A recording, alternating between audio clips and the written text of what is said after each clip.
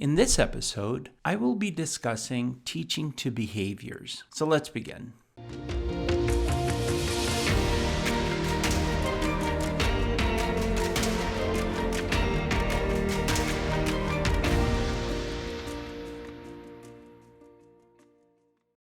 Hello everyone, how is everybody doing? I hope everybody's doing great. I am doing fantastic as always, and I am super excited actually for today because today I will be talking to you about teaching to behaviors, which is when your child has a behavior, what should you do? You should teach. So we will be talking about that during this podcast. However, there are some housekeeping things I do want to go over before we start talking about teaching to behaviors. First off, in the previous podcast, in episode 61, I was in Cincinnati a while ago, and we actually held some interviews with people who are using the teaching family model, which is the model that we use on Smarter Parenting and that you are learning through this podcast. So we interviewed people from all around the country, and people from all around the world actually attended this conference. So our first interview was with a person by the name of Kurt Furman, who works at a residential treatment center here in the United States called Thornwell. So I advise you to go listen to it because we talk about following instructions during that video and how important it is to teach this skill to children and to teenagers. And he shares his insight.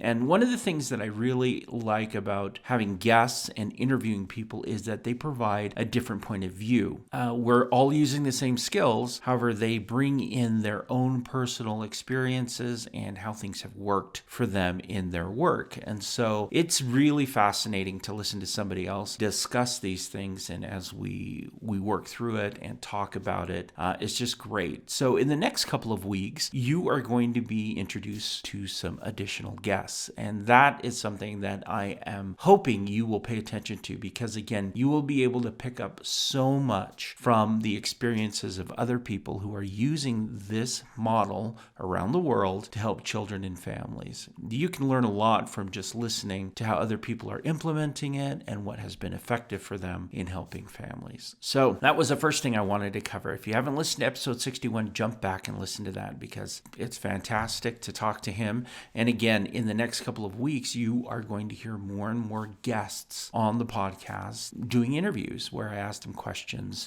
and you will learn a lot from what they have to offer. Now, the next thing in the housekeeping thing that I want to go over is that if you are listening to these podcasts and you've started here, jump back and listen to podcasts beginning with episode 46 to 57 because in those podcasts, we actually go through each of the skills that you can find on the Smarter Parenting website. These are divided into talking about each of the skills. You can learn more about those skills on the Smarter Parenting website, but we go in depth and we talk about each one. The ABCs of behavior, observe and describe, effective communication. These are skills that you can implement today. So jump back and listen to those. It begins with episode 46 and goes all the way up to episode 57. So yes, go back and listen to those. They will be super helpful for you. You can pick and choose which one, but I suggest actually you start with 46 and move on to 57. Those are kind of the meat and potatoes of the skills, the behavioral skills that you as a parent are going to be teaching your child. Okay. So yeah, that's the second thing. Now, the third and the final thing is I want to give a shout out to those of you who have reached out for that 15-minute free coaching session. Thank you for doing that. Absolutely great to communicate with many of you via video conference call as well as on telephone. I will say this, it's been surprising to me, the vast array of people that I'm communicating with and where they're located. I am doing calls interesting times during the day because people are located all around the world, from Australia to Canada to here in the United States in different areas. And so I am more than happy to continue to do that. So feel free to contact us for that free 15-minute coaching session. You can sign up on the Smarter Parenting website and we can discuss how you can teach these skills depending on your very specific issue with your child. And remember, each child is different, so you may approach it a little bit different, even though the skills themselves remain the same. Your ability to teach it and for your child to comprehend it sometimes needs a little tweaking. And that's what we cover in the coaching session, the free 15-minute coaching session. So for those of you who have called in, fantastic. Those of you who are on the fence, call me up. I would love to discuss with you, and let's work through some of these things and nuance it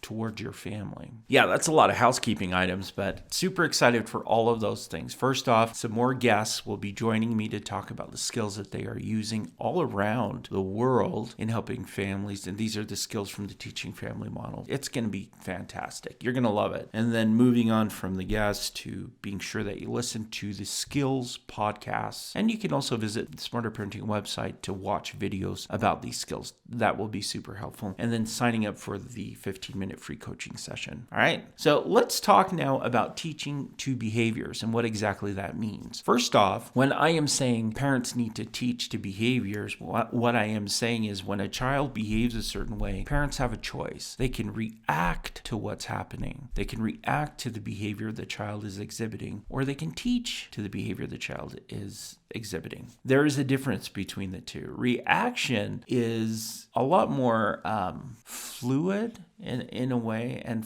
by fluid I mean it's inconsistent, because your child can act one way and then you can react one way, and then if the child decides to escalate it, you have to react again, right? It's almost this dance where the child is leading the parent along the path of what needs to be done based on their behavior. I've seen that time and time again with a lot of families where a child will behave a certain way and then the parents react to it, and then the child will escalate the behavior, and then the parents have to react to that, and it continues and continues and continues. The difference between teaching to a behavior and reacting to the behavior is that when you are teaching to the behavior, what you're teaching is going to stay fairly consistent throughout whether or not your child escalates the behavior or decreases the behavior. So let me give you an example. You're probably thinking, yeah, well, teaching is reacting, right? Kind of, but not really. I was working with a mother with a young child, a young girl, and her daughter would escalate the behavior and begin with tantrums. Now, if the mother intervened and she would try to calm the tantrum by giving her child more things, because that's what she would tantrum about. She just wanted more toys or more food or whatever she wanted. Then the child would escalate the behavior if the mom refused, and then the mom would actually give more, and it would just continue this dance of this child upping the game where the parent had to up their game in order to match the tantrum. So when I started working with her, we had to sit down and seriously discuss, okay,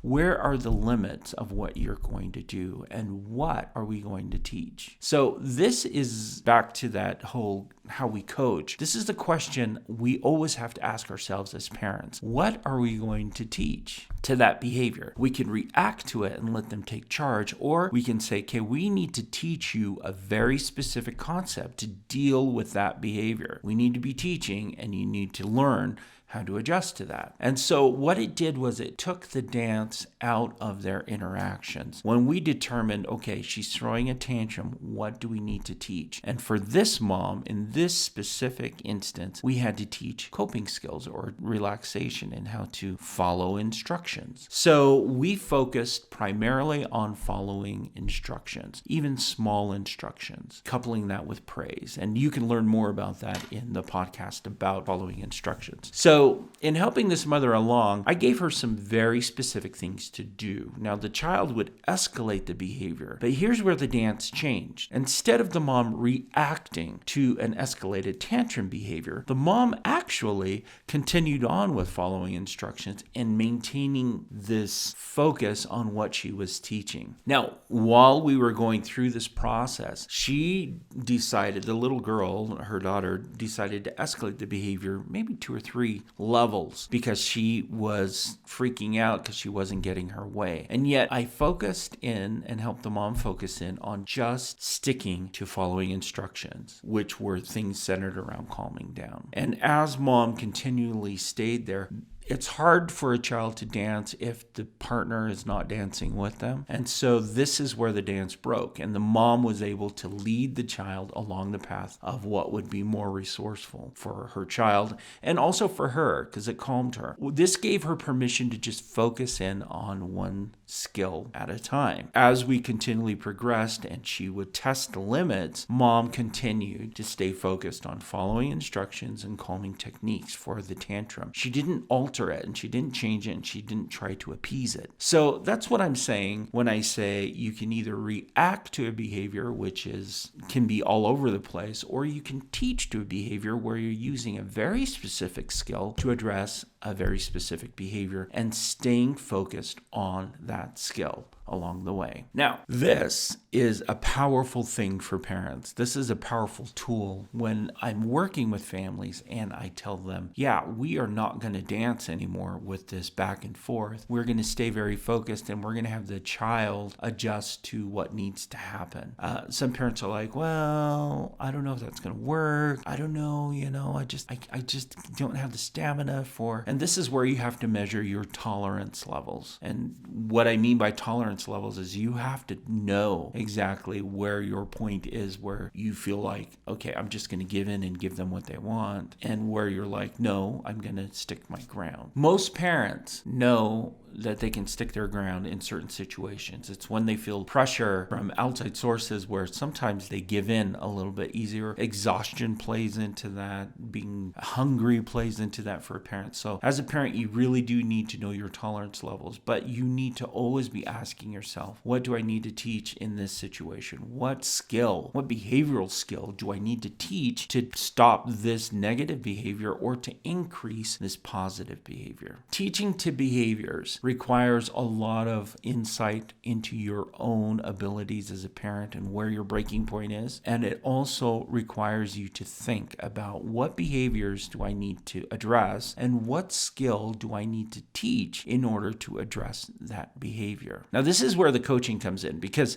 if you call me up for a 15-minute free session on the Smarter Parenting website, we can set it up. I will call you. Almost every parent, in fact, every parent has done this. When they sign up, they actually list behaviors that they're dealing with. And so when I receive that list, what I'm asking myself in my mind is, okay, what skills can I teach to each of those behaviors that will help decrease the negative and increase the positive? I'm always asking that. And that's something parents should always be asking, because we're teaching to these behaviors. Then when somebody calls in, we start discussing some of the nuances about their child. What are some nuances? And then I evaluate the parent's tolerance levels. What are the nuances in the relationship with the parent and the child? What are some things that make the child escalate the behavior, to challenge the behavior, etc.? And then where's the breaking point for parents where they just want to give in and just, whatever, I just don't know what to do, to getting to that point. The beauty of having the teaching family model and these behavioral skills is that you are never left wondering what to do, because there's always a skill you can teach to every behavior. Now think about that. That's actually a super powerful thing, and it's a very empowering thing for parents. There is not a behavior out there where you are wondering, what should I do in this case? Which is often where I find a lot of people who contact me for help, or parents that I have to go in and work with. That's usually where they're at. I don't know what to do at this point. Well, the teaching family model actually gives you enough of the tools and behavioral skills that you can say, okay,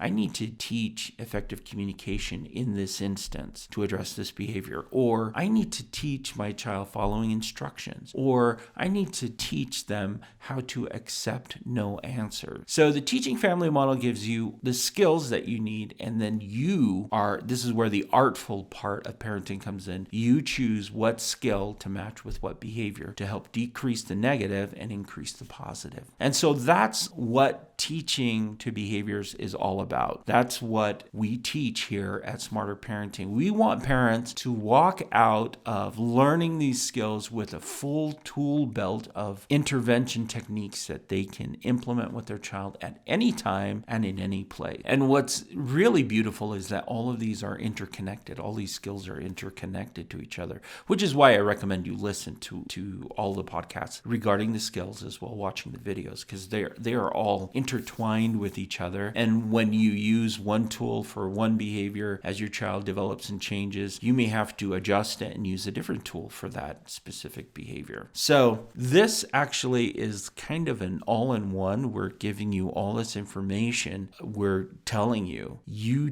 do not have to feel like, I don't know what to do. You do not have to feel helpless, because we have the tools that you need. Now you just have to figure out what tools to put in where, and I can help with that that with the 15-minute free coaching session, right? Always, always, always, always, always believe that you are teaching to your child, even if you don't do anything. Whatever you do in your interactions with your child is teaching them something. It's either teaching them behavioral skill that they need in order to improve, or if you are hands off and not doing anything, that's also teaching them something. So you might as well be teaching them something that's proactive and that will help them in the long run, right? So always keep in mind that you are teaching, and we want to remove the dance between you and your child. Some people call it power struggles, where your child is pulling and you're trying to do this. When you approach things from a teaching point of view, it no longer is this power struggle, but it's this, okay, my child needs to learn something and I need to help them learn it. So what's the best way to do that? This kind of idea that we are working together in order to improve the situation, which is a powerful place to be as a parent. It's not that you're enemies or anything like that, but that, hey, we need to figure this out. We need to help you be better. Okay? So teaching to behavior, super, super, super important. Always ask yourself, when you see a negative behavior or you see a positive behavior, what skill can I teach to this to either decrease the negative behavior, or what skill do I need to increase this positive behavior? And if we can do that, we actually help children become more successful. Now, that's it from me. And again, if you haven't signed up for a 15-minute free coaching session, do it. I would love to communicate with you. Right now, I am actually doing these phone calls and these sessions because I love it and I love connecting with you. So if you do sign up, you will get me at this point. Down the road, as more people sign up for coaching, we will have additional coaches who use this exact model. They are active. They're using it